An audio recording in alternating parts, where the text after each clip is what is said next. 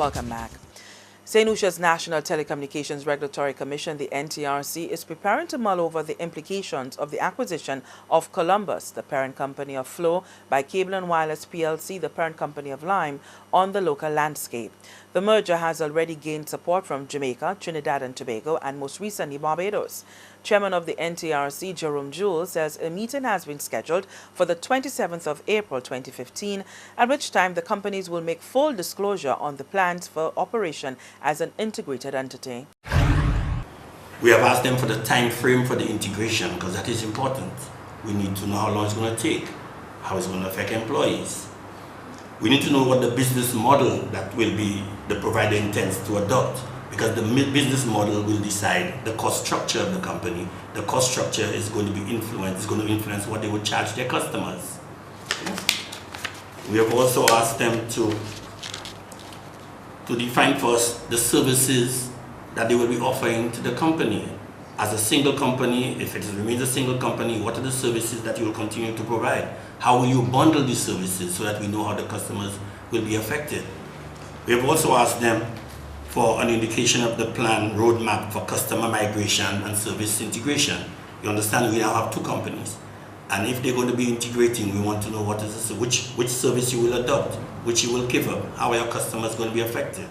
We've also asked them for information on pricing of their services and the bundle, how they intend to bundle their services. You would understand why that would be important if one of our mandates is to protect the customer and ensure that he's not exploited with regards to the movement of prices upwards. We've also asked information on the infrastructure which would be used to provide services. Which of the two sets of infrastructure may be used and which is going to be cannibalized, which may be sold. You need that information to determine how the customers are going to be best serviced, which areas, if any, are going to be disadvantaged. You need that information. Okay? We have also asked for an indication of how much spectrum resource will be held by the new entity. There are two separate companies now. Each have authorizations to use frequency or spectrum to provide their service. Maybe they might be giving up some. That has implications for revenue for ECTEL and for the NTRC, because our services or our operations are funded by frequency licenses and funds that are charged for that regard. The NTRC, like many in the region, was not informed prior to the multi-billion-dollar deal. The Secretary Director, Shana Willie Matura, says while there is an obligation for information to be filtered to the Commission, there are certain parameters. Acquisition took place at a level, international level, and not necessarily at the local level. So based on that, our laws cannot extend to the jurisdiction of these countries. So what we did on learning that, we naturally contacted the local providers, and they did give us the necessary responses.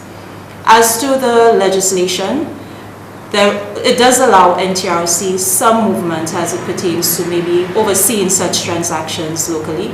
Also, we have the license documents that speak to that. The local providers are aware, and we did make it known to the representative or the company registered overseas as well. So this is a process that's taken place now. So as to us being a toothless tiger, maybe that's not the most apt term to refer to us as, because the process has to reach us nationally for us to be able to give it the proper treatment.